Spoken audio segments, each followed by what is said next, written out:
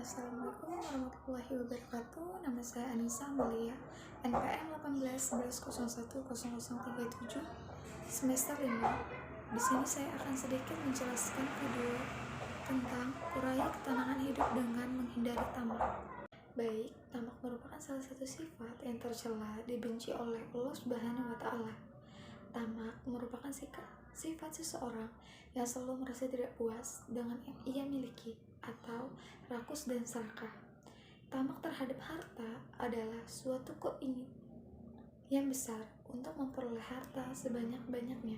Hal ini didorong oleh kecintaannya terhadap harta atau bisa juga dipicu lewat pergaulan dan gaya hidup hedonis dan konsumtif. Dalam firman Allah dalam surat Al-Kahfi yang artinya harta dan anak-anak adalah perhiasan kehidupan dunia, amalan-amalan yang kekal lebih saleh adalah lebih baik pahalanya di sisi Tuhanmu, serta lebih baik untuk menjadi harapan. Dan akibat buruk dari sifat tamak ada 5, yaitu 1. Bakhil, sikap yang dipicu dikarenakan kecintaannya terhadap harta yang berlebihan sehingga tidak berbagi dengan orang lain yang membutuhkan. Yang kedua, ada sifat egois, yaitu yang membandingkan diri sendiri. Yang ketiga, individualis, yaitu sikap yang tidak peduli terhadap lingkungannya. Dan yang keempat, ambisius, yaitu hasrat atau perilaku untuk memperoleh harta sebanyak-banyaknya. Yang terakhir ada menjadikan harta sebagai berhala, sesuatu yang dipuja-puja atau diimpikan sehingga melalaikan tujuan kehidupan hakiki atau akhirat. Selanjutnya, akan bukan surat Al-Humazah dan At-Takatsur. Surat Al-Humazah terdiri dari 9 ayat. Bismillahirrahmanirrahim.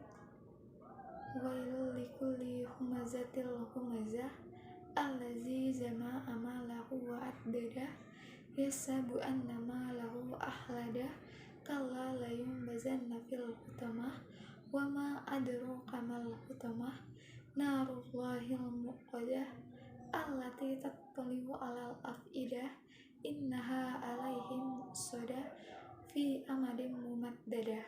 Itu artinya celakalah bagi setiap pengumpat lagi pencela yang mengumpulkan harta dan menghitung-hitung. Dia mengira bahwa hartanya itu dapat mencelakakannya. Sekali-kali tidak, sesungguhnya dia benar-benar akan dilemparkan ke dalam hutamah. Dan tahukah kamu apa hutamah itu? Yaitu apa yang disediakan Allah yang dinyalakan, yang membakar sampai ke hati. Sesungguhnya api itu ditutup rapat atas mereka, sedangkan mereka tidak diikat pada tiang-tiang yang panjang. Dan selanjutnya surat At-Takatsur, dan surat ini terdiri dari 8 ayat. Bismillahirrahmanirrahim. Alhaakumut takatsur hatta zulkumul maqabir kala saufa ta'lamun summa kala saufa ta'lamun kala law ta'lamuna ilmal yakin latarawunnal jahim summa latarawunna ainal yakin summa latus'alunna yawmaizin anin na'im.